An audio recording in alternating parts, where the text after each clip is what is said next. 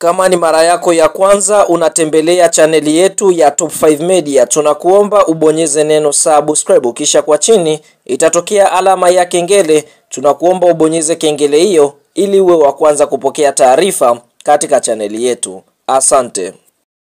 Mchezo mkubwa wa fainali ya ngao ya jamii ambao tumetoka kushuhudia kutokea katika uwanja wa Benjamin Mkapa ni mchezo ambao umechezwa Septemba 16 mwaka 2025, ambapo mchezo ulikuwa ni mchezo maalum kwa ajili ya kufungua ligi kuu kwa msimu mpya wa mwaka 2025-2026, ambapo tunashuhudia mabingwa watetezi wa kombe hilo. Hapa tunaenda kuongelea klabu ya soka Yanga Sports Club, walikuwa wamevaana na klabu ya soka ya Simba Sports Club. Yani wanapokutana Simba na Yanga Sports Club kinaumana kweli kweli, kwa sababu ni vilabu vyenye mizani sawa kunako ligi kuu ya NBC. Kiufupi ni vilabu vyenye mashabiki wengi kuliko vilabu vyote ile ukanda wa Afrika ya Mashariki. Mchezo huu tunaona uliweza kumalizika kwa klabu ya soka Yanga kuweza kufanikiwa kuitetea ngao ya jamii kwa kuweza kufanikiwa kuifunga klabu ya soka ya Simba bao 1-0. Bao la klabu ya soka ya Yanga Sports Club lilifungwa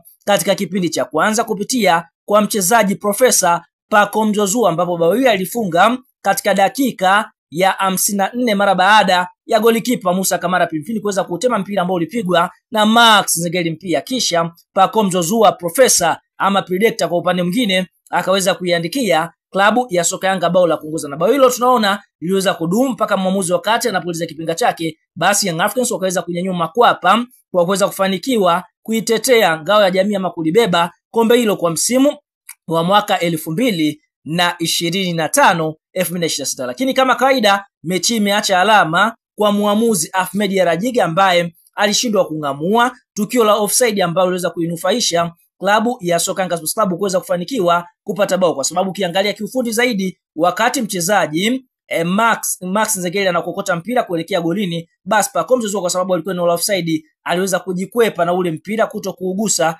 Lakini kwa upande mwingine mara baada ya Max kupiga na golikipa kutema, Pacome akaweza kuscore goli laini kabisa kwa sababu tayari alishaona ameotoa. Kwa hiyo kwa upande mwingine watu wengi wanatamani kufahamu, je, sheria ikoje? Je, ni kitu gani ambacho kitakwenda kumkuta kocha referee Ahmed Rajiga ambaye alifanikiwa kuchezesha mchezo, kwa sababu tunajua wote kuna kamati ya saa 72 ambayo mara kwa mara imekuwa ikikaa ikipitia mienendo ya matukio ambayo yamejitokeza katika ligi kuu ya NBC. Ngoja tukakichambue kile ambacho wachambuzi mbalimbali Jumayo mzee wa Jambia Farhan kile ambacho wameweza kukisema, kisha tutakuja kukujuza, je, ni adhabu gani ambayo mwamuzi huyu anaweza kukutana nayo, na je, yeye mtazamo wake ukoje kama mwamuzi. Tukienda kuanzia, huyu ni mzee wa Jambia anasemaje hivi: nguvu ya kusema hii si offside mtu unaitoa wapi? The outdates, yani umekaa nyumbani kwenye sofa umerudia tena hili tukio hata mara 10 pengine, alafu bado unasema si offside. Ni bao halali hii nchi I say. Guys, hatuna hata hofu ya Mungu kabisa kabisa. Naamini hata mkono baada ya kuitazama tena klipu akiwa home, wife anasema hapa kweli nimewanyonga tena Simba Sports Club. Mtazame Pacome, alikuwa anajua exactly anafanya kitu gani, anatazama kabisa, anajua Rushandi Rook anakuja kumzuia Max Nzengeli asipige shuti.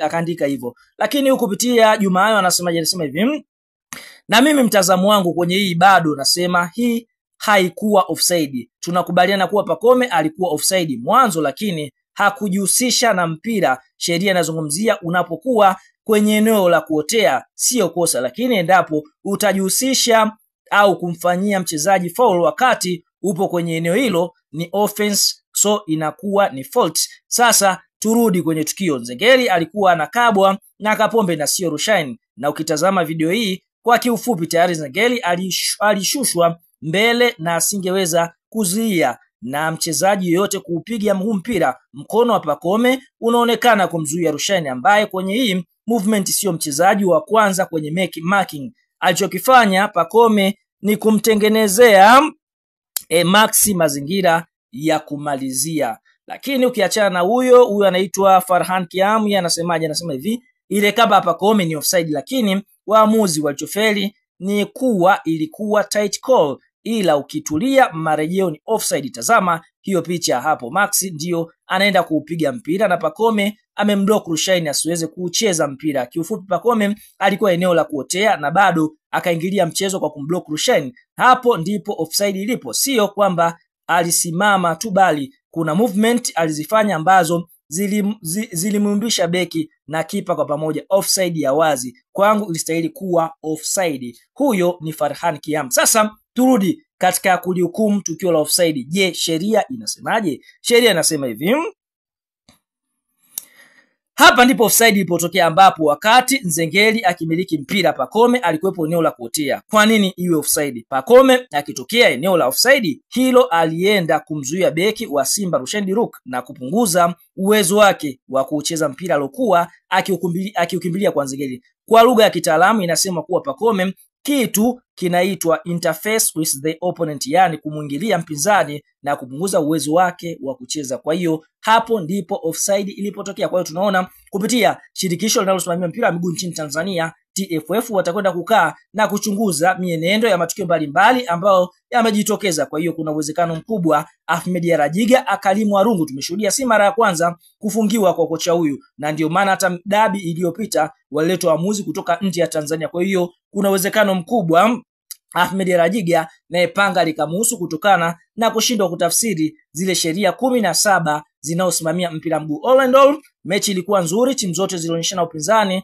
lakini ndio hivyo, kwa sasa kinachosubiriwa ni maamuzi kutoka kamati ya saa 72 ya TFF. Ni nini ambacho watakuja nacho kutokana na kitendo cha muamuzi huyu Ahmed Rajiga akisaidia na muamuzi wake mshika kibendera namba 1 Mohamed Mkono kushindwa kutafsiri zile sheria za offside. Kwa hiyo wachambuzi wengi tunaona wanakinzana, wengine wanasema kwamba Pacome hakuingilia mchezo, lakini sheria inasema kwamba yeye tayari alishamdoku Rushaini ambaye alikuwa na uwezo wa kwenda kucheza mpira ambaye Pacome aliupiga. Kwa hiyo ilistahili kuwa faulo halali kabisa. Kwa hiyo kuna uwezekano mkubwa Ahmed Rajiga akaingia tena kwenye kitabu cha kufungiwa na waamuzi wanaosimamia mpira wa miguu nchini Tanzania kupitia ile kamati yao saa 72 inayohusiana na marefa sambamba na bodi ya ligi kuu Tanzania bara.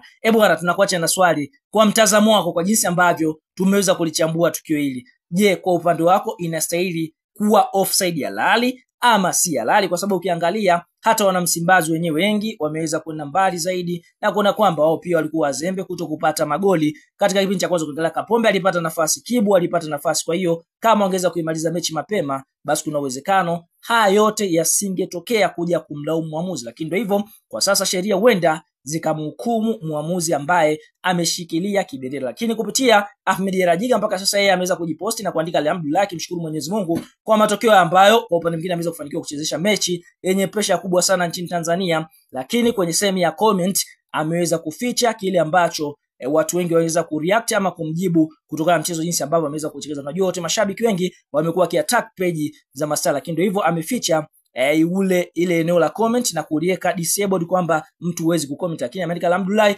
akimshukuru Mwenyezi Mungu kwa hiki ambacho kimeweza kutokea katika mchezo, kwa sababu si rahisi kuchezesha mechi yenye pressure, hususan inafuatiliwa na watu wengi sana nchini Tanzania.